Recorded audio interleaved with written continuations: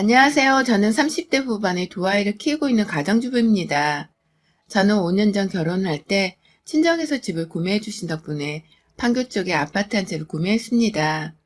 남편의 직장이랑도 가까웠고 상권이어서 별다른 문제 없이 신혼생활을 잘했죠. 저희 남편 직업이 대형병원 의사라서 집을 비울 때가 정말 많았는데 저 혼자서도 새 동네에서 사람 사귀고 돌아다니며 나름 시간을 잘 썼어요. 하지만 제가 첫째를 낳자마자 바로 둘째 아이를 가져버리게 되면서 저의 여유가 넘치던 일상은 사치가 되어버렸죠. 졸지에 두 아이의 엄마가 된 사실은 충분히 저와 남편을 벅차고 행복하게 만들어주었지만 진짜로 정신이 하나도 없더라고요. 남편은 의사라 허구한 날 집을 비우는데 저는 혼자서 첫째 아이를 키우고 둘째 임신 태교를 하며 시간을 보내다 보니 하루가 눈 깜짝할 사이에 끝이 나곤 했습니다. 그나마 강남에 살고 계시던 저희 친정 부모님께서 자주 신혼집으로 찾아오셔서는 저를 데리고 맛있는 식당도 데려가 주시거나 태교에 도움이 되려고 옆에서 이것저것 많은 것들을 챙겨주셨어요. 저 혼자 남편 없이 돌아다니며 아기용품을 사는 게 안쓰러워 보인다며 같이 백화점에 가 쇼핑을 하기도 하셨고요. 가까이에 딸이 살고 있다는 이유만으로 집을 사준 것으로도 모자라 저희 부모님이 돈을 정말 많이 쓰셨습니다. 어떻게든 아쉬움이 없게 하기 위해 절 생각해 애써주신 것이었죠. 하지만 이런 저희 친정 부모님과는 달리 시부모님은 참 조용하시더라고요. 첫째 아이를 가지고 낳을 적에도 임신하고 출산한 저한테 그 흔한 꽃다발 한 번을 사주지 않으셨던 시부모님이셨어요. 둘째도 역시나 임신을 했건 출산 날짜가 다가오건 신경 한 번을 쓰지 않으시는 듯 연락이 없으시더라고요. 오죽 했음 저희 부모님께서 시댁 전화를 다 기다렸을 만큼 말입니다. 눈에 보여지는 시댁과의 관계가 이리도 멀어서인지 저희 부모님이 유독 제 걱정을 많이 하셨어요. 사돈 어른도 정말 너무한 거 아니야? 결혼하던 때에만 하더라도 우리가 집 해주고 네 남편 차까지 새 걸로 바꿔줬다며 그렇게 결혼해서 고맙다고 넙죽넙죽 절을 하더니만 어떻게 손주들났는데 그 흔한 떡 하나도 안 들고 오니. 의사 남편 뒷바라지하며 혼자 애 키우느라 쓸쓸하고 뻔히 아실 텐데도 연락 한 번 없고 둘째 가진 걸 알고 있긴 한 거지. 라면서 시어머니를 향해 친정엄마가 화를 쏟아낸 적도 있으셨고요. 그런 말을 들을 때면 저도 속상했지만 참았습니다. 그래도 지나치게 간섭하며 전화질을 해서 저랑 싸우는 것보단 오히려 무관심으로 일관하며 덜 싸우는 지금이 훨 낫다고 생각을 했으니까요. 그랬던 저는 둘째까지 무사히 순산을 했고 혼자서 친정 부모님의 도움을 받아가면서 애들을 열심히 키워대다가 올 초에 살고 있던 판교를 떠나게 되었습니다. 그리고는 시부모님이 살고 계시는 그 옆 경기도 지역으로 이사를 오게 되었는데요. 그것도 무려 시부모님의 집 바로 아래층 아파트로 이사를 와버렸답니다. 갑작스럽게 결정한 것은 아니었어요. 둘째를 낳고 나서 얼마 지나지 않아 시부모님이 운전을 못하시는 바람에 쉽사리 제 아이들을 보러 오실 수가 없다며 불평을 한껏 늘어놓으시더라고요. 첫째는 딸이었고 둘째는 아들이었는데 아들 손자가 태어나는 것이 너무 신기해 죽겠어서 한번 가보려 하다가도 거리가 멀고 피곤해서 갈 수가 없다며 속상해 하셨어요. 그러니 저도 시부모님 마음이 신경이 쓰여서 다른 것들은 생각하지 못한 채 직접 차를 몰고서는 시부모님 댁으로 놀러를 가곤 했습니다. 아이들도 시부모님을 만나며 사랑을 받으니 마냥 좋아라 했고요. 시부모님도 너무 기다렸다는 듯이 지극정성으로 아이들을 돌봐주시니 저 또한 기분이 남다르더라고요. 친정 부모님만큼 아이들을 예뻐라 해주시는 시부모님이 그간 겨우 차 한 대가 없다는 이유로 아이들을 보러 오시지 못하셨다는 생각이 들어서 남편에게도 아쉬움을 토로했습니다. 시부모님께 이제라도 차를 사드려야 할지 아니면 교통수단으로 기사님이 있는 렌트 차량이라도 대접을 해드려야 하는지 뭐 별의별 서비스를 다 생각해보며 제 딴에 예쁨 받는 며느리가 되어보고자 신경을 썼어요. 그러다 결국 시부모님의 집 아래층 매물이 나왔다는 것을 시어머니의 입을 통해 전해 듣게 되었습니다. 우리 집 아래층에 매물이 나왔는데 한번 봐볼려? 매일 애들을 보면 내가 다 키워주고 보살필 수 있는데 라고 제게 지그시 물어보시더라고요. 처음에는 그 소리가 자기 아랫집으로 이사를 오라 하는 소리인가 싶어서 상당히 혼란스러웠습니다. 아무리 제 아이들을 돌봐주시고 또 저의 결혼 생활에 아무런 간섭을 하고 살지 않는 분이시라 하더라도 제게는 시부모님이셨기에 불편함이 있었거든요. 바로 위아래층에 딱 붙어 살면 언젠가 분명 갈등이 생길 만한 상황이 나타날 수 있다고 생각했어요. 그래서 최대한 대답을 하지 않은 채 요즘 같은 세상에 집 팔고 사는 사람이 있네요. 라며 딴 말로 돌렸죠. 하지만 그러고 나서 생각을 해보니 나쁠 것이 없더군요. 저는 이미 예전부터 제 육아를 많이 도와주시는 친정 부모님 댁 가까이에서 살아보고 싶은 마음이 컸거든요.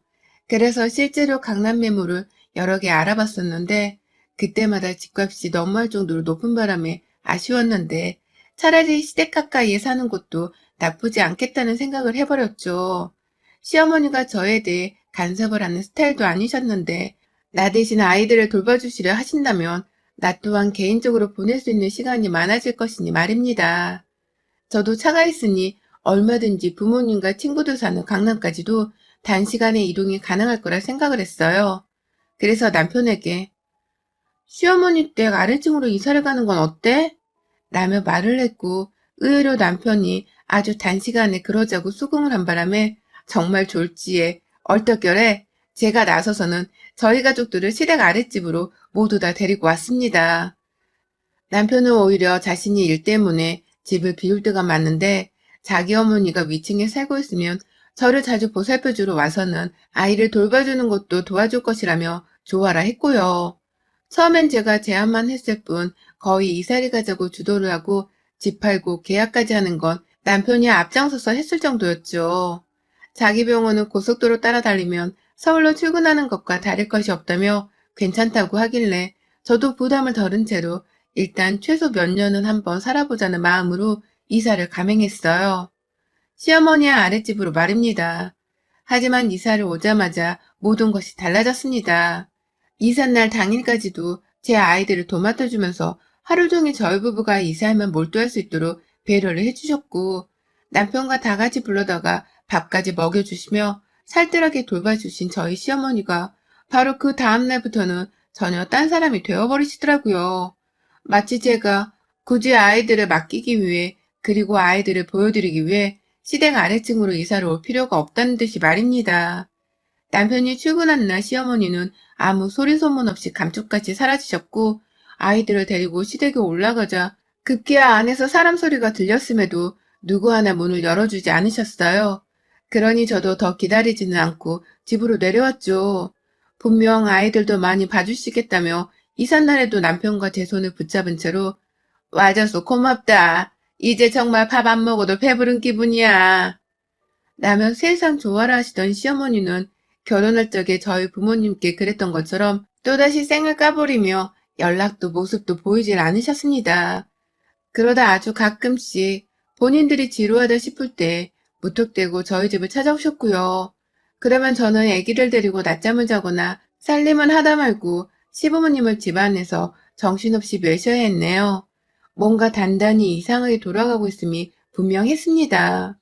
그런데 더 이상한 건 꼭두새벽에 벌어졌어요. 이사하고 한 3주 정도 소음이 지속되었던 것 같아요. 남편이 출근을 해서 집을 비우고 있던 시간만 골라서 아주 집중적으로 말입니다. 처음엔 무슨 의자가 떨어지는 듯한 소리가 쿵쿵거리면서 나는 바람에 저희 큰아이가 자다 말고 엄마 제트기 하면서 달려온 적이 있었습니다. 밤 11시에 말입니다. 둘째는 다행히 잠이 들어 아무 반응이 없었지만 그 바로 다음 날에는 똑같이 들려오는 소리에 놀래켜서는 막 울더라고요. 겨우 재워놓은 애가 우니 저도 진이 다 빠졌고 도대체 위층에서 나이도 먹을 만큼 먹으신 시부모님이 뭘 하고 사시는 건가 싶어서 혼란스러웠습니다. 그 나이에 줄넘기를 하며 소음 유발을 할 것도 아닐 텐데 어째 이런 쿵쿵대는 소리가 밤 11시만 넘으면 들려오나 싶어서요. 두두두거리는 소리와 발로 찢는 소리, 뭐 여러 가지 형태의 사람이 만들어내는 소리가 천장 위에서 울려 퍼졌고 저로서는 정말 스트레스가 극에 달했습니다. 시부모님이라서 층간소음을 제대로 따질 수도 없고 정말 미치겠더라고요. 정신이 거의 반쯤 나가서 예민하고 극도로 짜증이 치솟아 있을 때 결국 저는 시댁으로 찾아갔어요. 그때는 한창 어머님께서 저희 애들을 보러 내려오지도 않은 지 일주일 정도가 되어가고 있던 때였는데요. 어머님, 혹시 집에서 뭐 다른 아이들을 키우는 건 아니시죠? 엄청 두두두거리는 게 너무 시끄러워서 애들이랑 제가 잠을 못 자요. 뭐 기기라도 틀어놓으신 건가요? 라는 말과 함께 문 열린 현관안을 일부러 보란 듯이 두리번거렸어요. 하지만 시어머니는 무슨 소리라는 거야? 세상 조용한 집구석이구만. 라면서 오히려 저를 이상한 사람 취급을 하셨죠. 찾아 올라가도 아무런 진전이 없고 뭐 하나 확실한 물증을 잡을 수가 없어서 저는 더욱 피폐해져 갔습니다. 여전히 밤만 되면 보란 듯이 위에서는 두두두 하는 소리가 들려왔고요. 저는 정말 정신병에 걸리기 직전의 상태까지 도달을 했어요. 가장 노곤한 분위기 속에서 편안하게 잠이 들어 할 때에만 집중적으로 소음이 들려오니 잠을 잘 수가 없었기 때문입니다. 어린아이한테는 수면 시간이 더욱 중요한 법인데 위층에서 소음 때문에 아이들마저 잠 못 자는 피해를 입고 있으니 제가 엄마라서 미안해 죽겠기도 했어요. 결국 제가 더는 못 참겠다며 또다시 시댁에 올라갔습니다. 도저히 이건 사람이 낼 수 있는 소리가 아니라고. 혹시 뭐 쿵쿵거리게 만드는 기기나 세탁기라도 돌리는 거냐면서 시어머니께 물어봤더니 어머님은 귀엽고 멀쩡히 조용하게 살고 있는 집구석에 왜 자꾸 층간소음을 따지고 들어. 너, 나 괴롭히려고 우리 집 아래층으로 이사 온 거니? 그러려고 온 거 맞지? 부잣집 딸내미인 건 알겠는데 깐깐해도 너무 깐깐한 거 아니야? 라면서 오히려 저를 나무라셨어요. 조용한 집구석을 오히려 논란거리로 만드는 며느리라면서 제가 이사를 온 요즘까지도 나쁜 쪽으로 의심을 하기 시작하셨고요. 이쯤 되니 저도 이젠 정말 증거로 싸움을 걸어야겠다 싶더라고요. 졸지의 애들을 시부모님께 더 보여드리며 더 편하게 육아를 해보려고 이사를 갔다가 층간소음이라는 예상치도 못한 벽에 부딪히며 이게 무슨 난감한 상황인가도 싶었고요. 어떻게든 빨리 해결을 봐야겠다며 일단 남편에게 말을 했어요. 당연히 남편은 자기 부모님의 나이가 있는데 그런 소음을 밤마다 낸다는 게 가능한 소리냐면서 자기는 들어본 적이 없었다고 믿지를 않았어요. 그래서 결국 제가 인터넷으로 층간소음 측정기까지 구매를 해버렸답니다. 역시나 남편이 집에 있을 때에는 조용하더니만 남편이 일을 하느라 집을 비우기라도 하면 밤마다 60데시벨이 넘는 층간소음이 찍히더라고요. 그 정도 수치는 숫자로만 따져봤을 때 가장 최악의 층간소음으로 분류가 되는 수치였습니다. 보통 평균치보다도 10에서 20 정도가 높은 수치라고 하더라고요. 결국 저는 이 수치가 찍히는 것까지 동영상으로 찍어서는 남편에게 보여줬어요. 그제서야 남편도 정확한 수치의 층간소음 정도가 파악이 된 건지 입을 다물지 못했고요. 이게 도대체 어떻게 된 일이냐며 위층에서 무슨 일이 일어나고 있는 것이냐면서 머리를 쥐어 싸맸죠. 결국 그날 바로 남편이 시댁으로 가더라고요. 어떻게든 단판을 지어볼 작정으로 말이죠. 그리고 나서 한참 후에야 내려온 남편은 제게 아무 소리를 하지 않은 채 오히려 이제 보니 바로 위층인 우리 부모님 집이 아니라 그 옆집인 거 보더라고. 층간소음도 대각선 방향으로 전달이 되는 거거든. 내가 혹시나 몰라 옆집도 다녀왔더니만 안에서 무슨 수리를 하나 보던데 조심해달라고 했으니까 이제는 별일 없을 거야. 라면서 시댁이 아닌 그 옆집이 문제였단 말을 했죠. 너무 궁금해서 무슨 소리를 했던 건지, 왜 한밤중에 했던 건지 속사포처럼 질문을 쏟아냈어요. 하지만 남편은 더 이상 말이 없었고, 그제서야 저도 조금은 진정이 된 채로 어떻게든 소음의 출처를 알게 되어 다행이라 여겼습니다. 그렇게 무사히 이 난관도 지나치는 듯 했고, 당장 시부모님께 사과의 말씀도 드려야겠다 싶었어요. 제가 함부로 층간소음 유발자라 오해를 한 상황이었으니까요. 다음날 바로 저는 시댁으로 가서 사과의 말씀을 전해드렸고 빈손으로 가기 뭐해서 직접 담근 불고기까지 새 용기에 잘 담아 전해드렸습니다. 혹시 몰라 더 쓰시라며 평소 남편이 용돈을 보내드리고 있었음에도 불구하고 돈 100만 원을 넣어드렸고 오해해서 죄송하다며 연신 거듭 사과를 했죠. 그러자 시부모님도 처음에는 굉장히 떨떠름하게 여기면서 그럴 수도 있겠지 라고만 하시다가 조금씩 마음을 여신 건지 다음부턴 우리 서로 조금은 더 믿고 배려하며 살자 라며 어른답게 조언을 남겨주셨고요. 그러니 저는 더 부끄럽고 죄송할 수밖에 없었습니다. 그런데요, 아니 남편이 분명 괜찮았을 것이라고 신신당부를 했음에도 불구하고 그로부터 나흘 정도 지나서 남편이 다시 야간 근무로 집을 비운 사이 소음이 또 들려오기 시작했어요. 이번엔 정말 어마어마할 정도로 두두두 거리는 소리가 말이죠. 완전히 새 아파트는 아니었기 때문에 사소한 소음 정도는 충분히 들릴 수 있다는 것 정도는 저도 잘 알고 있었습니다.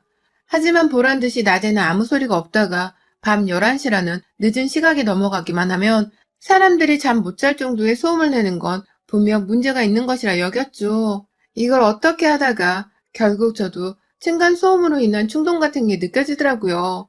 살인충동 말입니다. 결국 저는 경비실에 신고전화와 함께 지금 집으로 좀 와달라 부탁을 드렸습니다. 동시에 경찰도 불렀고요. 그 한밤중에 오만 사람들이 다 저희 집으로 들어와서는 소리를 확인하는데 또 기가 막힌 것이 그 순간에는 아무런 소음이 들리질 않더라고요. 마치 경찰이 와 있는 것을 다 파악하고선 소음을 뚝 멈춰낸 것 마냥 말입니다. 너무 괘씸했던 나머지 저는 그 직전까지 내내 촬영을 하고 있던 영상을 경찰과 경비실에 보여줬어요.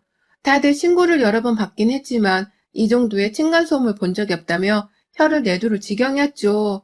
그리고 전 모두가 심각하다는 판단을 내려준 덕분에 더 용기를 얻어서 다 같이 위층으로 올라갔습니다. 발뺌하면 동영상을 보여주며 증거를 들이밀 참이었어요. 모른 척하면 고소를 진행해서 법적으로 시비를 가릴 작정이었고요. 하지만 저는 또다시 위층에 머리를 조아리고야 말았습니다. 정말 허리를 가득 숙인 채로 몇 번을 조아렸는지 몰라요. 그 시각이 12시를 조금 넘긴 때였는데요. 시댁 맞은편집 문을 두드리니 50대로 보이는 한 아저씨께서 자다 말고 나와서는 경찰과 저를 보고 깜짝 놀라시더라고요. 온 가족들이 다 불을 끈 채 자고 있는데 층간소음 때문에 왔다고 하니 저희 말을 기가 막혀 하셨고 이윽고 제가 저번에 저희 남편이 제대로 주의를 드렸다고 말을 하던데 라면서 남편을 언급하니 당신 남편이 누군데요? 본 적도 없는 사람들인데 갑자기 이게 무슨 봉창도 들은 소리입니까? 당신 남편한테 지금 당장 오라고 해요. 내가 직접 내 눈으로 뭐라 말하는지 들어볼 테니까. 라며 오히려 큰 소리를 내더라고요. 누가 봐도 표정은 억울해 죽겠다는 표정이었고요. 그제서야 전 도로 우리 시부모님의 집 현관문을 쳐다봤어요. 아닌 줄 알았는데 결국 이 모든 층간소음을 유발했던 건 이웃집이 아닌 시댁이었다는 생각이 머릿속에 가득 찼죠. 몇 번 현관문을 두드리고 벨을 누르다가 시아버지가 문을 열어주셨고 노인네는 잠을 자지 않은 건지 얼굴이 생각보다 생기 있더라고요. 밖에서 이 소란이 나고 있는데도 두 분은 안에서 뭐라고 계셨던 건지 불은 다 켜져 있는데 시어머니는 밖으로 나올 생각은 안 하셨고요. 저도 모르게 열린 문 뒤에 시아버지를 밀치곤 시댁 안으로 들어갔다가 보고야 말았습니다. 시어머니의 행방을 쫓던 제 눈에 담긴 시어머니의 모습을 말입니다. 글쎄 부엌 한켠에 드럼통 하나를 깔때기 같은 것에 옮겨 담아서는 끌고 들어가고 있다가 저랑 눈이 딱 마주치고야 말았어요. 그 드럼통 그리고 그 옆 바닥에 놓여져 있는 마늘 찢는 방망이 2개를 보는 순간 직감했습니다. 그리곤 경찰들한테 이 집이에요! 라며 소리치듯 외쳤죠. 이제 보니 그간 층간소음을 유발했던 집은 시어머니네였고 어쩌다 보니 층간소음을 내게 된 것도 아니라 일부러 만들어낸 것이었더라고요. 굳이 방망이로 거실 바닥을 두드려대고 그 밤중에 드럼통을 옮겨다가 거실 한복판에서 두두두 진동소리를 내면서까지 말입니다. 그 자리에서 시어머니가 끌고 들어가고 있던 드럼통을 잡았어요. 그걸 경찰들이 급습하기 전에 먼저 옮겨놓겠다고 시아버지랑 둘이서 집안에서 들러붙어 낑낑거리는 바람에 밖에서 이웃들 간에 소란이 오고 가고 있는데도 나오지를 않았던 거더라고요. 이게 다 뭐예요, 어머님? 어머님이 범인이셨어요? 라고 언성을 높이자 시어머니는 너 지금 뭔 소리 하는 거야? 라면서 모른 척 계속 드럼통을 옮기려고만 하셨고요. 결국 저는 제 얘기를 좀 듣고 얘기를 나눠보자면서 통 하나를 옆으로 고꾸라지게 밀어버리고 말았습니다. 제대로 쿵하는 소리와 함께 넘어져선 싱크대 하부장 손잡이에 부딪혀 결국 하부장 손잡이까지 부서뜨리고 뒤에서 시아버지는 "아유 빨리 말하고 내보내. 그냥 내보내." 라며 시어머니를 닥달하셨어요.